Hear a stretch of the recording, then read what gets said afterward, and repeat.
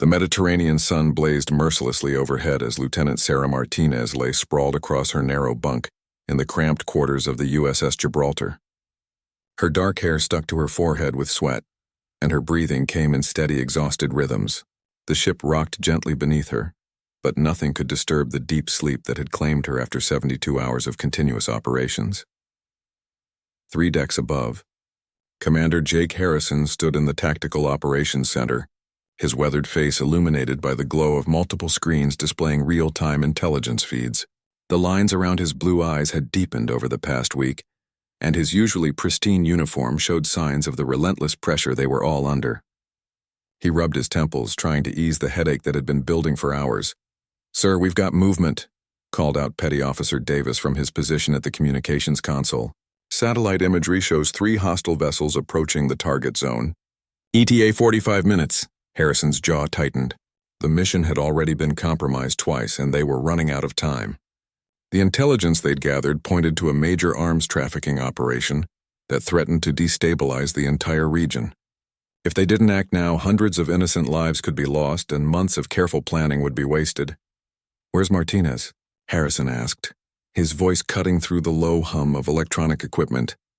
"Still sleeping, sir. She's been out for about 6 hours now," replied Chief Petty Officer Williams, glancing up from his tactical display. Harrison knew Sarah needed the rest. As the team's explosive ordnance disposal specialist and their most skilled underwater operative, she had been pushing herself beyond human limits. The previous mission had required her to disarm 3 improvised explosive devices while underwater in complete darkness, a feat that had left even the most seasoned SEALs shaking their heads in amazement. But time was a luxury they no longer possessed. The intelligence reports scattered across Harrison's desk painted a grim picture. The terrorist cell they were tracking had obtained advanced weaponry and was planning to use it against civilian targets within the next 24 hours. Sarah's unique skills were essential to the success of their intervention mission, and without her, the entire operation would likely fail.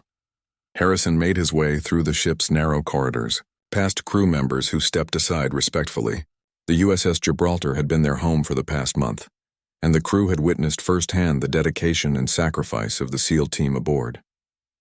They understood the weight of the missions these elite warriors carried on their shoulders. As he approached Sarah's quarters, Harrison paused outside the door. Through the small porthole, he could see her sleeping peacefully, her face relaxed for the first time in days. She looked younger when she slept, and it was easy to forget that this woman had survived some of the most dangerous military operations in recent history. Sarah Elena Martinez had joined the Navy at 18, driven by a desire to serve her country and prove that she could excel in any field regardless of gender. Her path to the SEALs had been extraordinary, marked by record-breaking performances in training and an unwavering determination that impressed even her harshest critics. She had earned her place on this elite team through blood, sweat, and countless hours of preparation. The daughter of a Mexican immigrant father and an Irish-American mother, Sarah had grown up in a working-class neighborhood in San Diego. Her father, Miguel, had instilled in her a strong work ethic and the belief that anything was possible with enough dedication. Her mother, Catherine, had taught her to be compassionate while remaining strong. These lessons had shaped her into the remarkable woman she had become. Harrison remembered the first time he had worked with Sarah. It was during a hostage rescue operation in Somalia, and she had volunteered for the most dangerous part of the mission without hesitation. While other team members had expressed doubts about her abilities, she had proven herself beyond any shadow of doubt, saving 3 lives and earning the respect of every SEAL in the unit. Now, 3 years later, she was considered one of the most valuable assets in their organization. Her expertise in underwater operations, combined with her ability to remain calm under extreme pressure, made her irreplaceable. But Harrison also knew that her dedication came at a personal cost. Sarah rarely took time for herself, always volunteering for the most challenging assignments and pushing her body and mind to their limits. The ship's intercom crackled to life, interrupting Harrison's thoughts. "Commander Harrison to the bridge immediately. Priority Alpha." Harrison's blood ran cold. Priority Alpha meant imminent threat, and it meant their timeline had just been cut drastically short. He looked once more at Sarah's sleeping form, knowing that in moments, he would have to wake her and thrust her back into the dangerous world they inhabited. The weight of command pressed heavily on his shoulders as he considered the mission ahead. The intelligence indicated that the terrorist cell had acquired shoulder-fired missiles capable of bringing down commercial aircraft. Their target appeared to be a major international airport, and the attack was scheduled for the following morning when the terminal would be packed with innocent travelers. Sarah's role in the mission was crucial.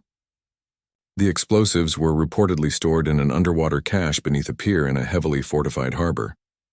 Only someone with her specialized training and experience could successfully navigate the underwater obstacles, disable the security systems, and neutralize the threat without triggering a massive explosion that would level half the waterfront. As Harrison reached for the door handle, he reflected on the bonds that held their team together.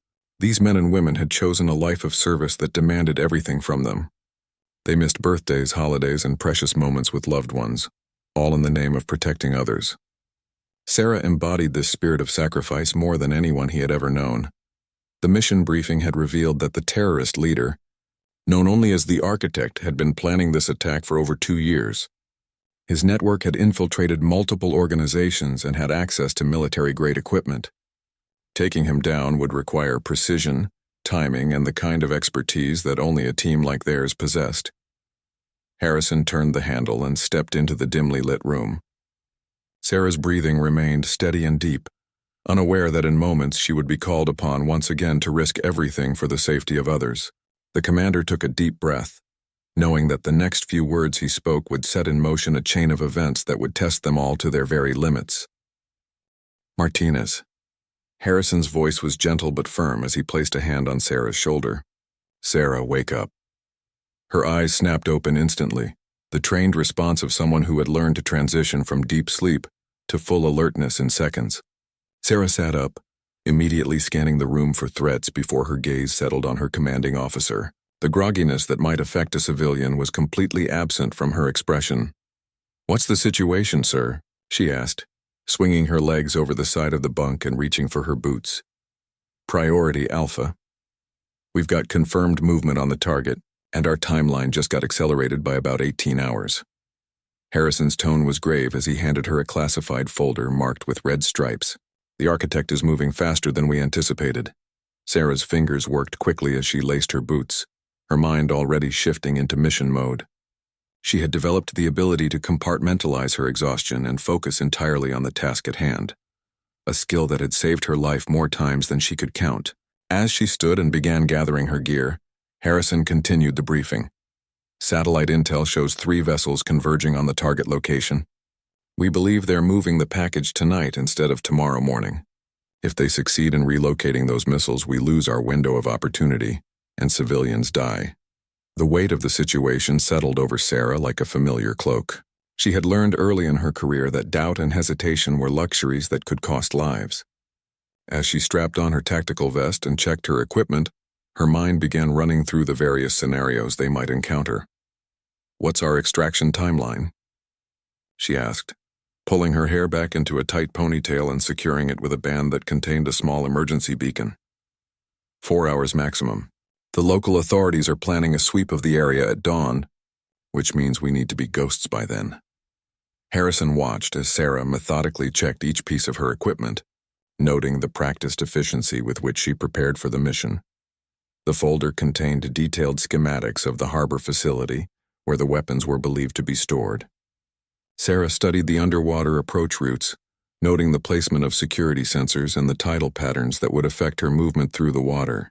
The target location was a heavily fortified pier controlled by a shipping company with known ties to international criminal organizations. Intelligence suggests the cache is located approximately 50 meters offshore, secured to the pier's foundation at a depth of 30 feet. Harrison explained as Sarah reviewed the technical specifications. The container is reportedly equipped with motion sensors and a dead man switch that will trigger if tampered with incorrectly. Sarah nodded, her fingers tracing the underwater approach route on the schematic. She had performed similar operations before, but each mission presented unique challenges that required careful planning and flawless execution. The margin for error was always razor thin, and tonight would be no exception. "Team composition?" she inquired, looking up from the documents. "You'll be leading a 4-person insertion team. Rodriguez will handle communications and overwatch. Thompson provides security and extraction support, and Chen covers technical surveillance. I'll be coordinating from the command vessel offshore. As they made their way toward the briefing room, Sarah's mind cataloged the strengths and capabilities of each team member. Rodriguez was a communications specialist with an uncanny ability to maintain contact, even under the most adverse conditions. Thompson was a former Army Ranger whose skills in close-quarters combat were legendary among Special Operations Forces. Chen was a technology expert who could hack virtually any electronic system and had saved their lives on multiple occasions by disabling enemy surveillance networks. The briefing room was already occupied when they arrived. The three team members stood as Harrison and Sarah entered, their faces reflecting the same focused intensity that characterized all elite military units preparing for a dangerous mission. Maps, photographs, and technical diagrams covered every available surface, creating a visual representation of the complex operation they were about to undertake. "Listen up," Harrison began, his voice carrying the authority earned through years of successful missions. "We've received confirmation that the target package is being moved tonight. This means we're looking at an accelerated timeline and potentially increased security presence at the site." Rodriguez, a compact man with intelligent eyes and graying temples, leaned forward as he studied the updated intelligence reports. "Sir, what's our communications protocol if we encounter unexpected resistance?" "Standard radio silence unless you're reporting mission completion or requesting immediate extraction," Harrison replied.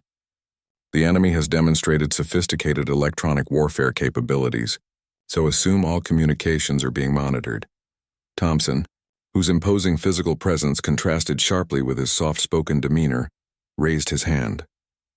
"Rules of engagement, sir. Authorized to use lethal force only if directly threatened, or if civilian lives are in immediate danger. Our primary objective is intelligence gathering and neutralization of the weapons cache. We're not looking to start a war tonight." Sarah absorbed every detail of the briefing, mentally rehearsing each phase of the operation. The underwater approach would be the most dangerous part, requiring her to navigate through a maze of security sensors while carrying enough explosives to neutralize the weapons cache. One mistake could trigger an explosion that would not only kill her, but also alert every enemy operative in the area.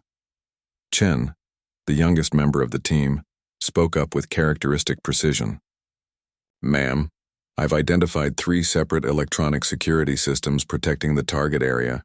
I can disable them sequentially, but you'll have a window of approximately 12 minutes before backup systems activate." "Understood," Sarah replied, calculating the time required for each phase of her underwater approach. That should be sufficient if conditions are optimal.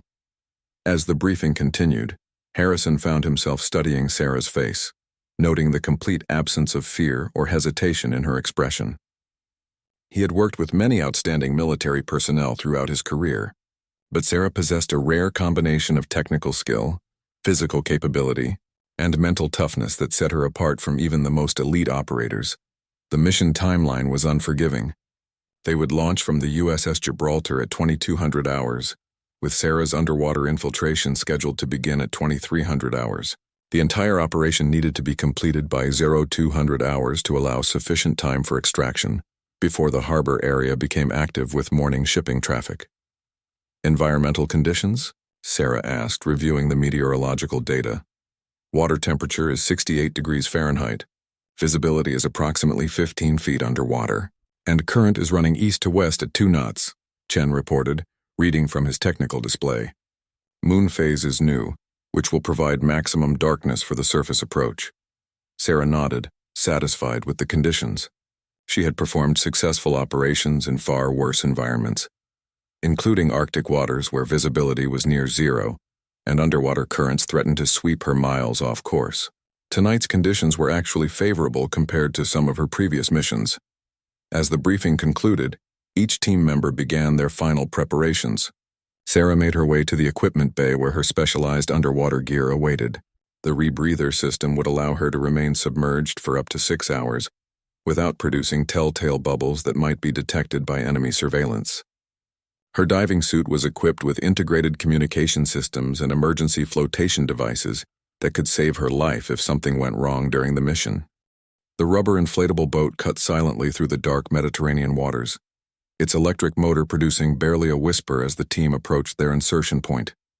Sarah checked her equipment one final time, running through the mental checklist that had become second nature over years of dangerous operations.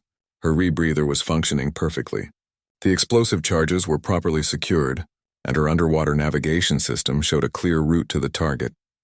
Rodriguez monitored multiple communication frequencies from his position at the boat's stern, his eyes constantly scanning the horizon for any signs of enemy vessels. The intelligence reports had indicated increased patrol activity in the area, and they couldn't afford to be detected during the approach phase. Thompson maintained watch through night vision goggles, his rifle ready but concealed beneath a waterproof covering. "Insertion point in 2 minutes," Chen whispered, consulting his GPS device and checking the harbor's electronic signature for any changes in the security systems he would need to defeat. Sarah began her final mental preparation, visualizing each step of the underwater approach. She would enter the water approximately 800 meters from the target pier, following a carefully planned route that would take her between known sensor positions while avoiding the shipping lanes where patrol boats might detect her presence. The mission required absolute precision. One mistake could trigger security alarms that would bring dozens of armed guards to the waterfront within minutes. The water temperature felt shocking against her skin as she slipped over the side of the boat. Despite the protection offered by her wetsuit, Sarah had learned long ago to embrace the discomfort rather than fight it, allowing her body to adjust quickly to the new environment. She activated her navigation system and began swimming toward the target, her movements smooth and efficient to conserve energy for the challenging work ahead. Underwater, the harbor revealed itself as a complex maze of concrete pillars, steel cables, and electronic sensors designed to detect unauthorized intrusions. Sarah moved through this obstacle course with the fluid grace of someone who was equally at home beneath the surface as on land.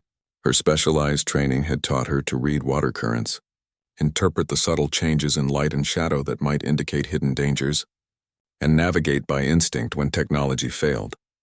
The first security sensor appeared as a faint red glow in the murky water ahead. Sarah consulted her waterproof tablet, confirming Chen's analysis of the detection patterns and timing her approach to slip past during a brief gap in the scanning sequence. She held her breath despite the rebreather, an old habit from training that helped her remain absolutely motionless when stealth was critical. 20 feet below the surface, Sarah could see the massive concrete foundation of the target pier, extending down into the harbor bottom. According to intelligence reports, the weapons cache was secured to one of these underwater supports, concealed from casual observation, but accessible to someone with the right equipment and training. She activated a specialized sonar device that would help her locate the exact position of the hidden container. The sonar return showed an anomalous shape attached to the pier's eastern foundation, exactly where the intelligence reports had predicted. Sarah swam closer, using her underwater flashlight sparingly to avoid detection while examining the sophisticated security measures protecting the cache.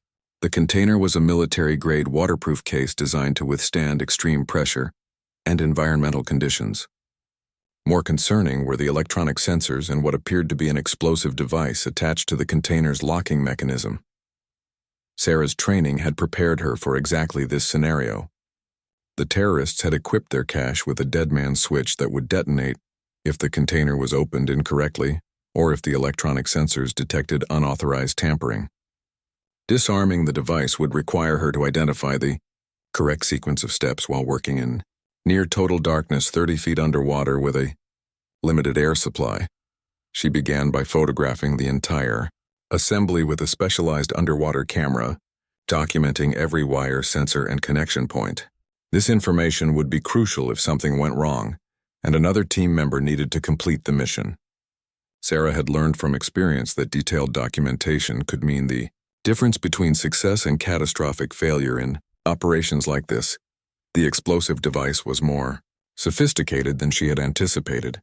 Instead of a simple timer or pressure switch, the terrorists had installed a complex electronic system that required multiple authentication steps before the container could be safely opened. Sarah recognized components from several different military and civilian explosive systems, suggesting that whoever had designed this device possessed extensive technical knowledge and access to restricted materials. Working methodically, Sarah began the delicate process of identifying and neutralizing each component of the security system. Her hands remained steady despite the cold water, and the knowledge that one wrong move could trigger an explosion, powerful enough to destroy half the pier and alert every enemy operative in the harbor. She had performed similar work dozens of times, but the stakes had never felt higher than they did tonight. The first authentication step required her to input a complex code sequence using a waterproof keypad attached to the container. Sarah consulted the intelligence data on her tablet, noting that the analysts had identified several possible combinations based on intercepted communications and the terrorists' known operational patterns. She would have 3 attempts before the system would lock down, permanently and likely trigger the explosive charge. Her first attempt resulted in a red warning light and an ominous electronic beep that seemed impossibly loud in the underwater silence. Sarah forced herself to remain calm and methodical as she reviewed the available options for her second attempt. The intelligence suggested that the terrorists often used dates significant to their organization, and she decided to try a combination based on the anniversary of their first major attack. The keypad accepted the second code, and Sarah felt a surge of relief as several of the security indicators changed from red to amber. However, the system was still not fully disarmed, and she could see additional electronic components that would need to be addressed before the container could be safely opened. The next phase would require her to physically disconnect several wires in a specific sequence while avoiding contact.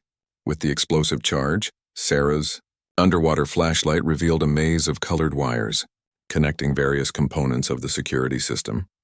According to her training, cutting the wrong wire could trigger an immediate explosion, while cutting them in the wrong order might activate a backup detonation system. She photographed the wire assembly and compared it to similar devices she had encountered in previous missions. The pattern was familiar, but with subtle variations that suggested the bomb maker had learned from previous failures. Sarah identified what she believed to be the correct sequence and began the delicate work of cutting and reconnecting wires according to the established protocols. Her hands moved with practiced precision, despite the bulky diving gloves and the distraction of monitoring her air supply and watching for enemy patrols. As she worked, Sarah became aware of vibrations in the water that suggested increased activity on the pier above. Through her underwater communication system, she could hear Rodriguez reporting movement of personnel and vehicles in the harbor area. The enemy was clearly aware that something was happening, even if they hadn't yet identified the specific threat to their weapons cache. The final wire proved to be the most challenging. It was positioned in a location that required Sarah to expose herself to potential detection, while reaching around the explosive charge to access the connection point. She calculated the risks and decided that speed was now more important than stealth. If the enemy discovered her presence, the mission would fail regardless of how carefully she tried to remain hidden. With a controlled burst of movement, Sarah reached the final wire and made the cut that should disable the remaining security systems. For a terrifying moment, nothing happened, and she wondered if she had made a fatal error in her calculations. Then slowly, the remaining warning lights on the container shifted from red to green, indicating that the security system had been successfully neutralized.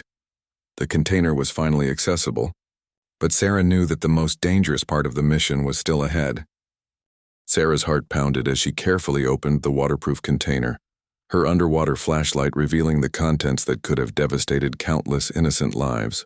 Inside were 3 shoulder-fired surface-to-air missiles, each capable of bringing down a commercial airliner, along with detailed targeting information for major international airports. The documentation was even more chilling than the weapons themselves: flight schedules, security protocols, and reconnaissance photographs that demonstrated months of careful planning. She quickly photographed everything inside the container, knowing that this intelligence would be crucial for preventing future attacks and identifying other members of the terrorist network. The missiles were compact but deadly, designed for maximum portability and devastating effectiveness. Sarah recognized the Slavic markings on the weapons, confirming intelligence reports that suggested the terrorist cell had connections to international arms dealers operating in Eastern Europe. The targeting documents revealed the scope of the planned attack. The terrorists had identified specific flights carrying high-profile political figures and business leaders, suggesting that this was more than a random act of terror. It was a coordinated assassination attempt designed to destabilize international relations. Sarah's training had taught her to compartmentalize her emotional reactions during missions, but the cold-blooded precision of the planning still sent chills through her. Working quickly but carefully, Sarah began removing the missiles from the container and securing them to her equipment harness. Each weapon weighed approximately 30 pounds, making her underwater movement significantly more challenging. She would need to transport all 3 missiles to the extraction point while avoiding detection by enemy patrols that were clearly becoming more active in the harbor area. Through her communication system, she could hear Rodriguez providing updates on enemy movement. Alpha 1, this is Overwatch. Multiple vehicles converging on the harbor area. Recommend accelerated timeline for extraction. Sarah acknowledged the transmission with 2 clicks on her communication device, maintaining radio silence to avoid detection. She secured the final missile to her harness and began the careful process of placing explosive charges inside the now empty container. The charges would destroy any remaining evidence while creating the impression that the weapons cache had suffered an accidental detonation. The swim back to the extraction point proved far more challenging than her approach. The additional weight of the missiles made her movement slower and less maneuverable, while the increased enemy activity above meant that she needed to take a more circuitous route to avoid detection. Sarah's physical conditioning and years of training enabled her to manage the burden, but she could feel her air supply diminishing more rapidly than planned. Halfway to the extraction point, Sarah encountered an unexpected obstacle. A patrol boat had positioned itself directly above her planned route, its sonar system actively scanning the water for underwater intruders. She was forced to adjust her course, adding precious minutes to her journey while her air supply continued to decrease. The new route took her through a section of the harbor where shipping containers had been dumped years earlier, creating an underwater junkyard that provided concealment, but also posed serious navigation hazards. Sarah maneuvered carefully through the maze of submerged containers and twisted metal, her flashlight revealing a surreal underwater landscape of commercial debris. The missiles on her harness caught on protruding cables and sharp edges, forcing her to move even more slowly to avoid damaging the evidence or her equipment. She could hear the patrol boat's engines directly above her, the sound transmitted clearly through the water. Her air supply gauge showed that she was approaching the safety threshold when Sarah finally cleared the debris field and could see the extraction point ahead. Rodriguez had positioned the team's boat in a small cove that offered protection from observation, but reaching it would require her to surface in an area where enemy spotlights were sweeping the water systematically. Sarah waited at a depth of 15 feet, timing the search pattern of the patrol boats and planning her final approach. She would have one opportunity to surface, transfer the missiles to her team members, and submerge again before the next sweep. The timing would need to be perfect, and there would be no second chances if something went wrong. The patrol boat's searchlight passed over the extraction point and began moving toward the eastern section of the harbor.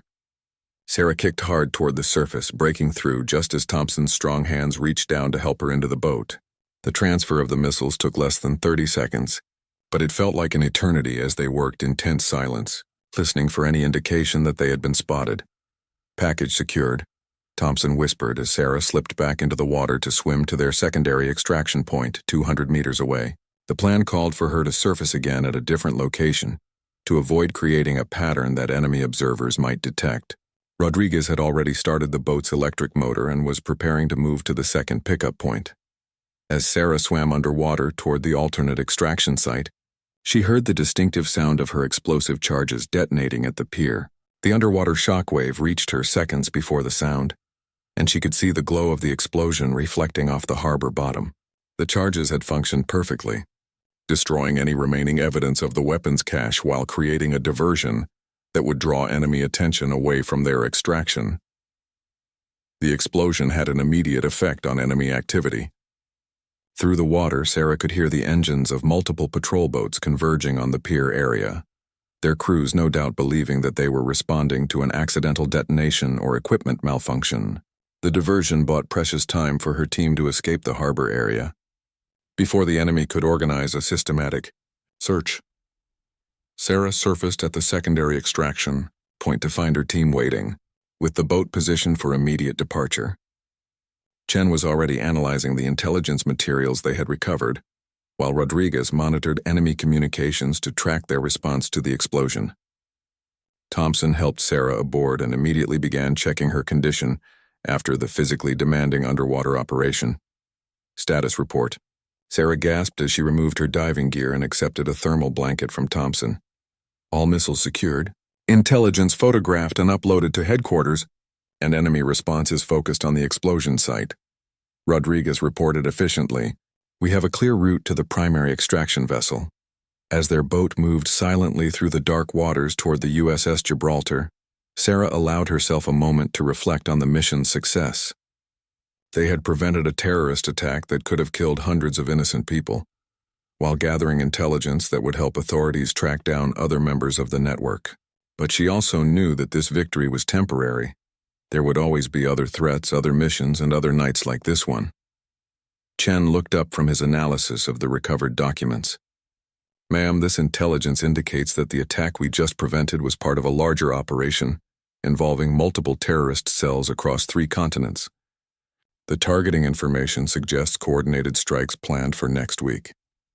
Sarah's sense of accomplishment was immediately replaced by the realization that their work was far from over.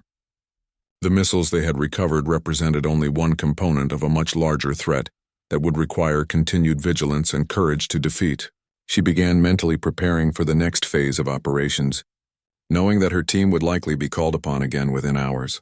The USS Gibraltar appeared ahead of them, its bulk providing a welcome sight after the intensity of the mission. As they approached the ship's boat bay, Sarah could see Commander Harrison waiting on the deck, his expression reflecting both relief at their safe return and concern about the intelligence they had gathered. The successful completion of one mission had revealed the existence of an even greater threat that would test all of their skills and determination in the days ahead. "Prepare for immediate briefing," Sarah told her team as they secured their equipment. "Something tells me this is just the beginning." The emergency briefing room aboard the USS Gibraltar hummed with urgent activity as intelligence analysts worked frantically to decode the materials Sarah's team had recovered. Large screens displayed maps of 3 continents, each marked with potential target locations that had been identified in the terrorist documents. The scope of the planned attacks was staggering, coordinated strikes designed to create maximum chaos and casualties across multiple time zones. Commander Harrison stood before the assembled team, his face grave as he outlined the new intelligence. "Ladies and gentlemen, what we prevented tonight was just the opening move in a much larger game. The documents recovered indicate simultaneous attacks planned for airports in London, Tokyo, and New York, with a secondary wave targeting government facilities in Washington, Brussels, and Sydney." Sarah sat in the front row, still feeling the effects of her underwater mission, but completely focused on the briefing. Her wet hair had been quickly dried and pulled back, and she had changed into a clean uniform, but her eyes showed the intensity of someone whose work was far from finished. The missiles they had recovered were being analyzed by explosives experts, while the targeting documents were being cross-referenced with international intelligence databases. The terrorist cell we're dealing with calls itself the New Dawn, Harrison continued, pointing to organizational charts displayed on the main screen. Led by an individual known only as the Architect, this group has been operating for over 3 years, slowly building the infrastructure necessary for a coordinated international attack. Chen had been working non-stop since their return, using his technical expertise to extract additional information from encrypted files found in the weapons cache. "Sir, I've managed to decrypt several communication logs. The group appears to have sleeper cells in all target cities, and they've been conducting surveillance for months. The level of planning is unprecedented." Rodriguez leaned forward, studying the communication patterns Chen had identified. "Sir, based on the timestamps and routing information, it appears that the London cell is the primary coordinator. If we can neutralize their command structure, we might be able to disrupt the entire operation." Thompson, who had been quietly reviewing the tactical assessments, spoke up. "The problem is timing. According to these documents, the attacks are scheduled to begin in less than 48 hours. Even if we move immediately, we're looking at a very narrow window of opportunity." Sarah absorbed every detail of the analysis, her mind already working through the logistics of mounting operations on 3 continents simultaneously. Her experience had taught her that complex international missions required not only tactical skill, but also careful coordination with multiple agencies and governments. The political implications alone could complicate their efforts significantly. "What's our command authority for international operations?" Sarah asked, knowing that engaging terrorist cells in allied countries would require unprecedented cooperation between intelligence services. "That's being handled at the highest levels," Harrison replied. "The president has been briefed and emergency authorizations are being processed through NATO and bilateral intelligence agreements. We'll have the legal framework necessary to operate, but the political sensitivities will be enormous." The recovered documents painted a picture of meticulous planning that had taken years to develop. The terrorists had identified specific flights carrying government officials, business leaders and civilian passengers, with backup targets selected to ensure maximum impact, regardless of which primary targets were successfully attacked. The psychological warfare aspect was as carefully planned as the physical attacks themselves. Dr. Elizabeth Warren, the ship's intelligence specialist, had been analyzing the behavioral patterns revealed in the intercepted communications. The group's messaging suggests they believe this attack will trigger a global economic collapse and create opportunities for extremist movements worldwide. They're not just planning terrorist attacks, they're attempting to destabilize the entire international order. Sarah studied the photographs of the target locations, noting the security measures and potential vulnerabilities at each site. Her training in explosive ordnance disposal and underwater operations made her particularly valuable for missions involving airport security and infrastructure protection. However, the scale of the threat meant that her team would need to work with local authorities and international partners in ways they had never attempted before. "Personnel assignments?" Sarah inquired, understanding that a threat of this magnitude would require resources far beyond their single SEAL team. "Joint task forces are being assembled in each target city," Harrison explained.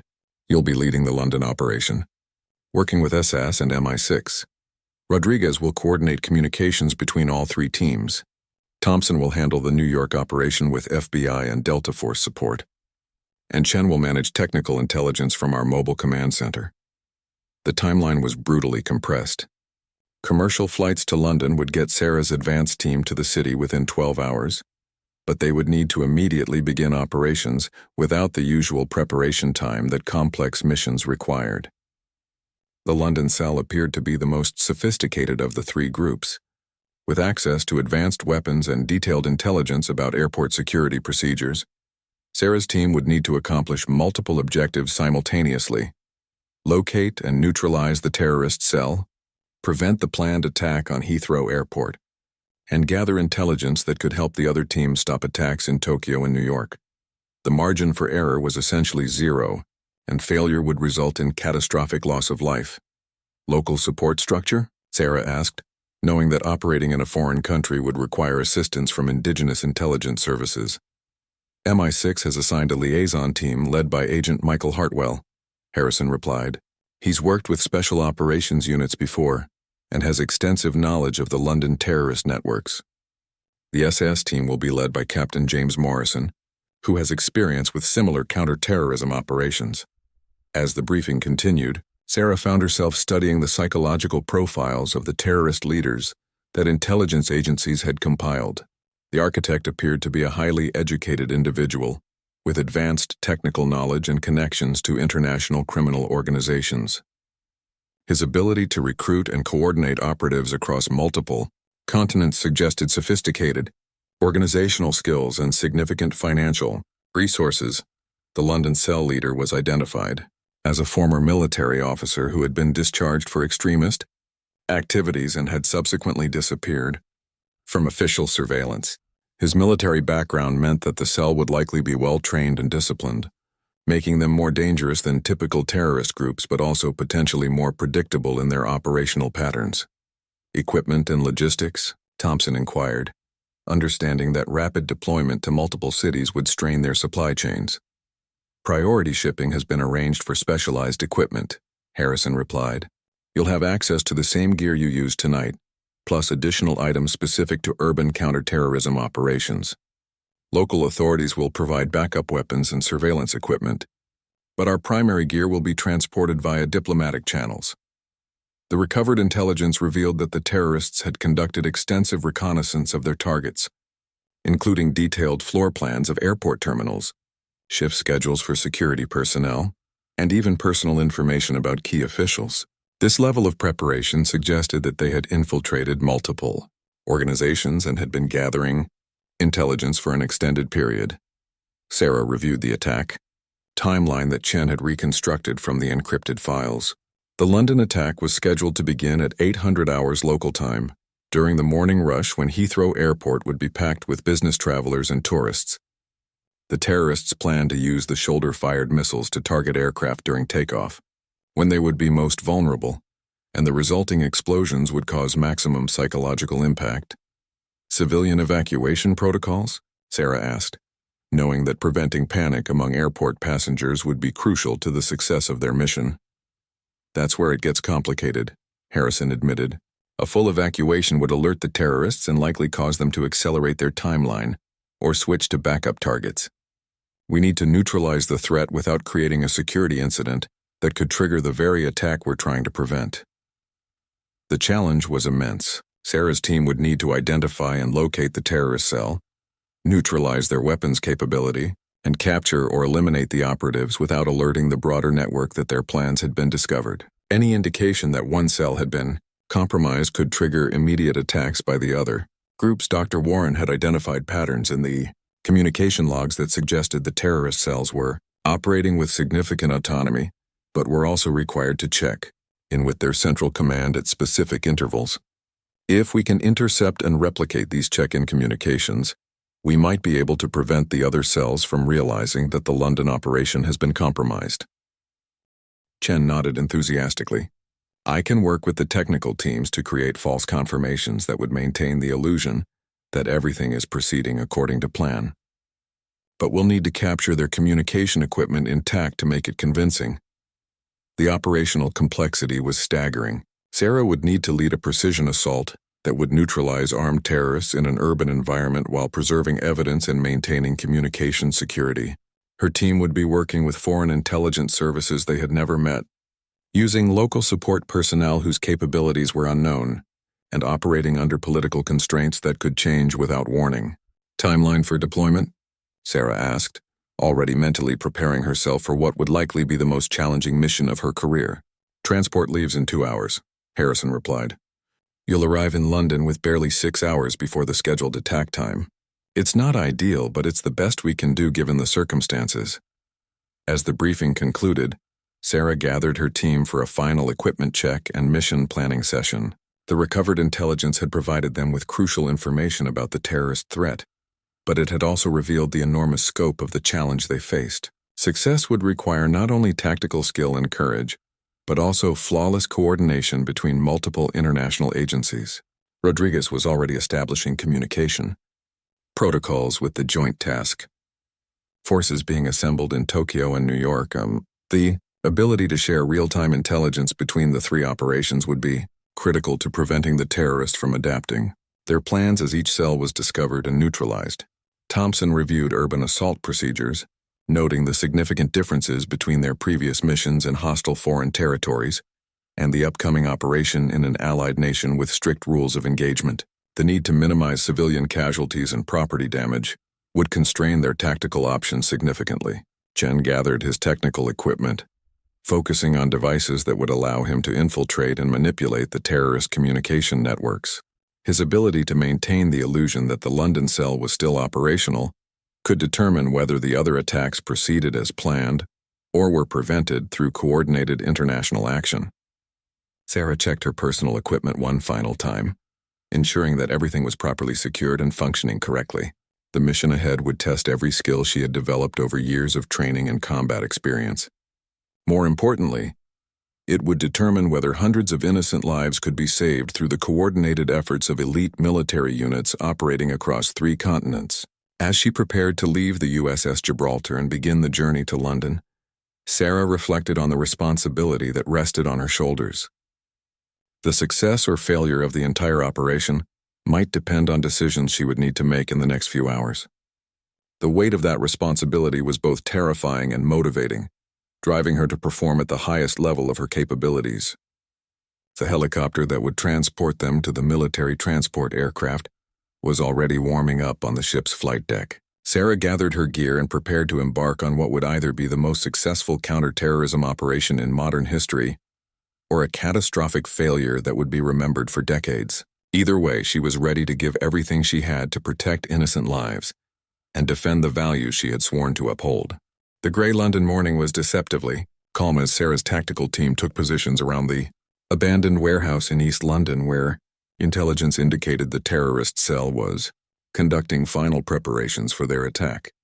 6 hours of intensive investigation with MI6 and SAS had led them to this moment, and Sarah could feel the familiar surge of adrenaline that preceded direct action operations. Agent Michael Hartwell spoke quietly into his radio, coordinating with surveillance teams positioned throughout the industrial district. All units report ready. Target building shows thermal signatures consistent with 4 to 6 individuals, with suspicious equipment signatures in the main warehouse space. Sarah checked her equipment one final time, ensuring that her assault rifle was properly zeroed and her communication system was functioning correctly. Captain James Morrison and his SAS team had taken positions covering the building's rear exits, while Sarah's team prepared to enter through the main entrance. The plan was elegant in its simplicity: simultaneous entry from multiple points to prevent escape while preserving evidence and maintaining communication security. The warehouse district was eerily quiet, with most legitimate businesses not yet open for the day. This isolation worked in their favor, reducing the risk of civilian casualties while providing them with the tactical flexibility necessary for a precision assault. However, it also meant that any sounds of gunfire would carry far and potentially alert other terrorist cells or sympathizers in the area. Through her earpiece, Sarah could hear Rodriguez providing updates from the mobile command center. Alpha Team intercepts show the Tokyo cell is proceeding with their timeline. New York team reports surveillance has identified their target location. Your mission is critical to maintaining operational security for both other operations. The weight of responsibility pressed down on Sarah as she realized that the success of operations on 2 other continents depended on her team's ability to neutralize the London cell without alerting the broader terrorist network. Chen had established a technical link that would allow him to monitor and potentially intercept the cell's communications, but they needed to capture the terrorist equipment intact for the deception to be effective. 30 seconds. Morrison's voice crackled through the radio, indicating that his team was in final position. Sarah's heart rate increased as she prepared for action, but her breathing remained controlled and steady. Years of training had taught her to channel nervous energy into heightened awareness and tactical precision. She could feel her senses sharpening, her perception of time slowing as her mind focused completely on the mission ahead. The warehouse door burst open under the impact of a battering ram, and Sarah led her team into the dimly lit interior. The space was larger than expected, filled with shipping containers and industrial equipment that provided numerous concealment opportunities for defenders. Movement ahead caught her attention as figures in dark clothing scrambled to respond to the unexpected assault. Armed subjects, 10 o'clock, Thompson shouted as muzzle flashes erupted from behind a stack of shipping pallets.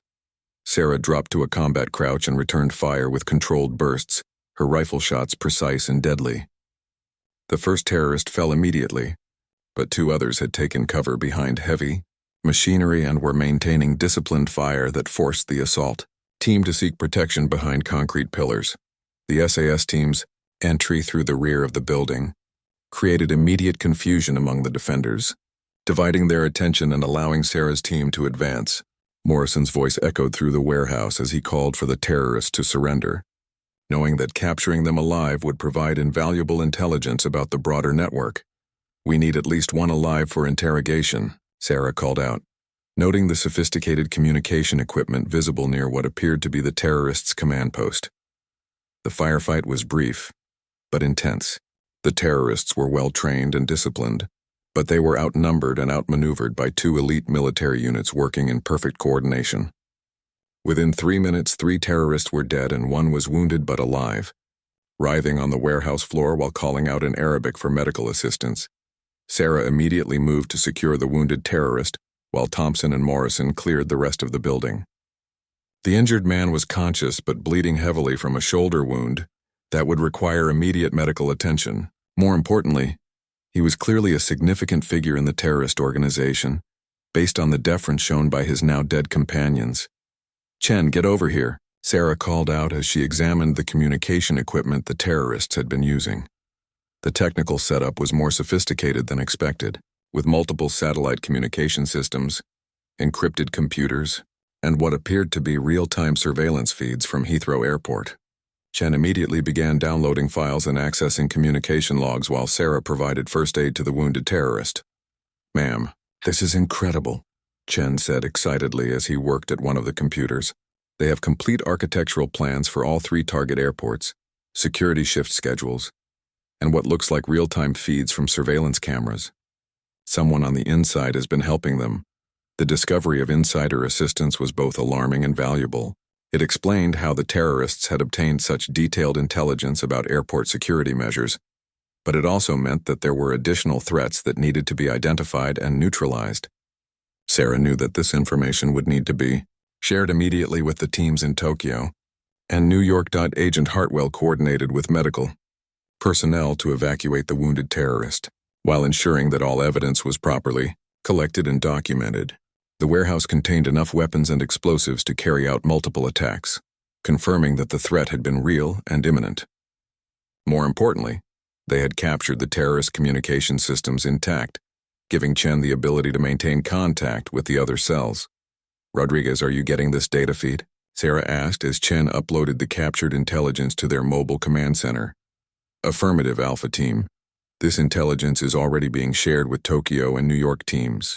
The insider threat information is particularly concerning. We're initiating security sweeps at all target locations immediately." The wounded terrorist regained consciousness as medical personnel prepared him for transport. Sarah took the opportunity to attempt a preliminary interrogation, knowing that critical information might be obtained before the shock and medication affected his mental clarity.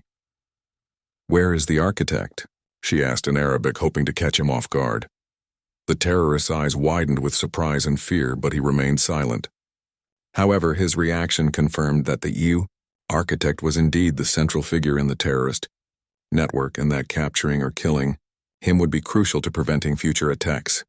Chen's work with the captured communication equipment had revealed the existence of a 4th terrorist cell that had not been identified in the original intelligence reports. Located in Paris, this cell appeared to be responsible for coordinating the entire operation and providing logistical support to the 3 attack teams. "Sir, we have a problem," Chen reported to Harrison via secure communication. "There's a 4th cell in Paris that's been managing the entire operation. If they realize that the London cell has been compromised, they could trigger immediate attacks by the other cells or activate backup plans we don't know about." Sarah realized that their mission had evolved beyond simply preventing the London attack. They now needed to maintain the illusion that the London cell was still operational, while simultaneously coordinating with international law enforcement to neutralize the Paris command center. The complexity of the operation had multiplied exponentially in just a few minutes. "Can you maintain communications with the other cells?" Sarah asked Chen. "Yes, ma'am. I can send the scheduled check-in messages using their codes and authentication procedures. But if they ask for detailed reports or request video confirmation, the deception won't hold for long." Time was running out. The Tokyo and New York teams needed to complete their missions before the Paris command center became suspicious about the lack of detailed communications from London. Sarah knew that her team's success had created an opportunity to prevent multiple terrorist attacks, but it had also started a clock that was ticking toward either complete victory or catastrophic failure. "Morrison, can your people handle scene security while we coordinate the broader operation?" Sarah asked. "Absolutely.